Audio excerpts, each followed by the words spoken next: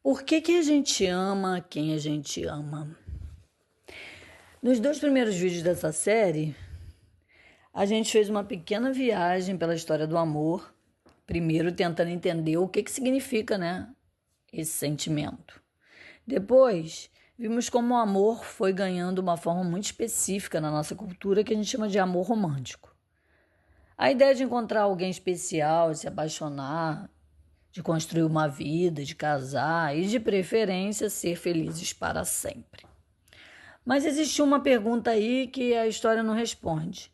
Por que, entre tantas pessoas no mundo, a gente se apaixona por justamente algumas e não outras? Por que uma pessoa nos desperta alguma coisa que outra não desperta? Por que algumas relações parecem familiares desde o primeiro encontro? E por que, às vezes, a gente repete histórias que jurou nunca mais que a gente repetiria?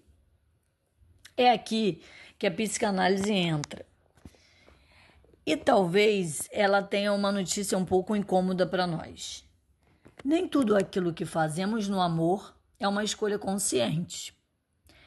A gente gosta de pensar que a gente escolhe racionalmente. Eu gosto desse tipo de pessoa. A gente faz até uma lista, das coisas que a gente gosta, das coisas que a gente não gosta. Eu quero que essa pessoa seja desse jeito aqui. Eu nunca mais vou me envolver com alguém daquele jeito. Mas quando a gente olha para a nossa própria história, às vezes aparecem umas contradições aí. A cabeça diz uma coisa, mas e o desejo? O desejo vai lá para outro lugar completamente diferente. Freud percebeu isso muito cedo. Para ele, o amor adulto não começa exatamente na vida adulta. Nossa maneira de desejar, de criar vínculos, de procurar satisfação, vai sendo construída ao longo da nossa história. As primeiras relações têm um peso enorme nisso. A maneira como a gente foi cuidado, como a gente recebeu afeto, como a gente aprende a pedir, como a gente lida com o abandono, com a ausência, com a rejeição. Tudo isso participa de alguma maneira da nossa vida amorosa.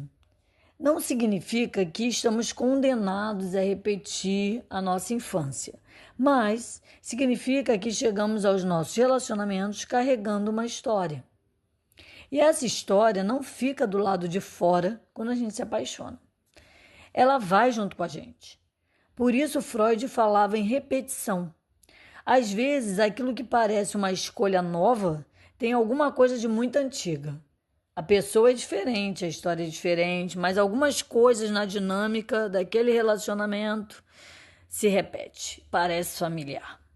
E é justamente aí que a psicanálise fica interessante, porque ela não pergunta apenas por que você escolheu essa pessoa, mas o que essa pessoa representa para você.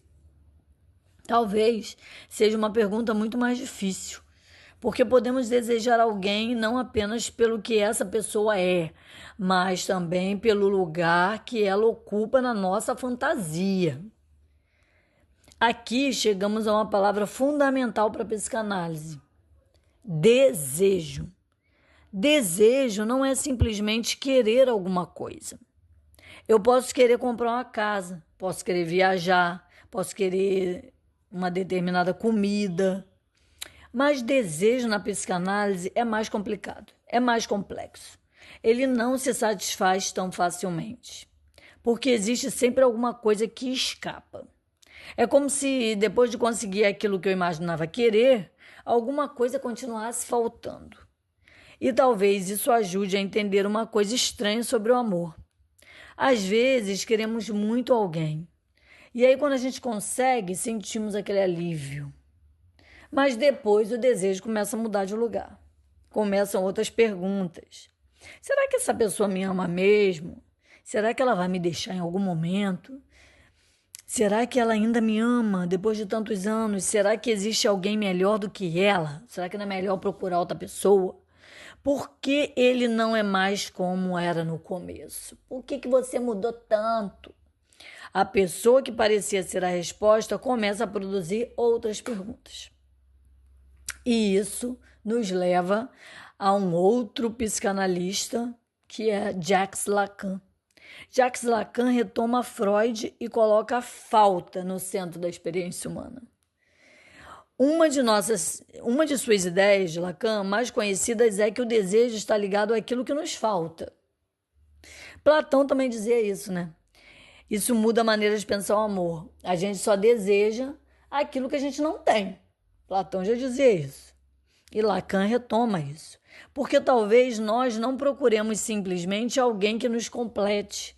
Talvez procuremos alguém que dê algum sentido àquilo que sentimos falta em nós.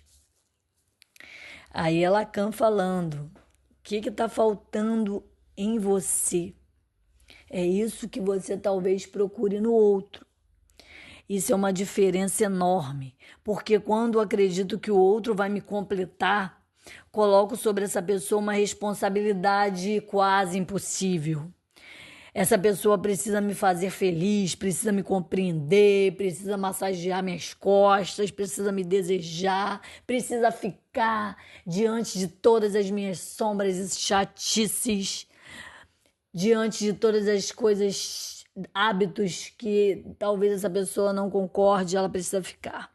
Precisa confirmar todo o tempo que eu sou especial. E sem perceber, o amor pode se transformar em uma cobrança. O outro deixa de ser simplesmente o outro. Passa a ser responsável por alguma coisa que diz respeito a mim. Então a pessoa chega na minha vida, nem me conhece, e eu quero que ela preencha um buraco aqui, troço que falta em mim. E ela nem tá sabendo disso. De repente, nem você sabe, né? É por isso que Lacan é tão interessante quando pensa o amor. Porque ele não trata o amor como uma solução para a falta. Ele reconhece que a falta vai continuar existindo. Quem tem que resolver é você, querido. E talvez amar tenha alguma relação justamente com conseguir estar diante dessa falta, sem exigir que outra pessoa elimine essa falta. Isso é bem diferente da ideia romântica de minha outra metade. Né? Aí é diferente do que Platão pensava. Lacan vai além. Por quê? Se o outro é minha metade, eu começo a precisar dele para ser inteiro. E se eu preciso dele para ser inteiro, perdê-lo significa perder uma parte de mim. Talvez seja por isso que o medo da perda seja tão presente nas relações amorosas. Não temos medo apenas de perder uma pessoa. Às vezes temos medo de perder quem somos quando estamos com ela. E aqui aparece uma outra questão importante. Amor e apego são a mesma coisa? A psicanálise não permite uma resposta simples, porque existe amor, desejo, dependência, fantasia, ciúme, identificação, medo, sexualidade. Tudo isso pode aparecer misturado. E talvez seja justamente por isso que seja tão difícil separar o que sentimos. A gente diz, eu amo, mas o que exatamente está dentro desse eu amo? O desejo? O carinho, o medo, a admiração, medo de ficar sozinha, a necessidade do afeto daquela pessoa, o costume, estar acostumado com aquela pessoa, ou uma mistura de tudo isso. Talvez não exista uma resposta única, e isso não torna o amor menos verdadeiro. Só torna o amor mais complexo. Porque a psicanálise não está dizendo que o amor é uma mentira. Ele está dizendo, olhe, melhor para aquilo que você chama de amor. Vê se isso é amor mesmo. Olhe para as suas escolhas, para as suas repetições, para aquilo que você está desejando, para aquilo que você evita, para as pessoas que despertam alguma coisa em você. Vai olhando aí, ó. E principalmente para aquilo que acontece quando o outro não corresponde exatamente ao que você imaginava. Porque é aí que a fantasia encontra a realidade. E a realidade quase nunca corresponde completamente à fantasia. No começo de uma paixão existe uma imagem, existe uma expectativa. Nós imaginamos quem o outro é. A gente imagina porque a gente não conhece a pessoa direito. Preenchemos os espaços que ainda não conhecemos. Então, tudo que quando a gente conhece alguém, a gente vai criando uma imagem, tudo que a gente não conhece na pessoa ainda, a gente vai imaginando, vai idealizando, vai projetando. E durante algum tempo podemos amar também essa imagem. A gente ama essa imagem. Até que a pessoa real vai aparecer. Com o tempo eu vou convivendo com aquela pessoa, aí as coisas que eu idealizava vão começar a aparecer diferente daquilo que eu estava idealizando. Olha lá.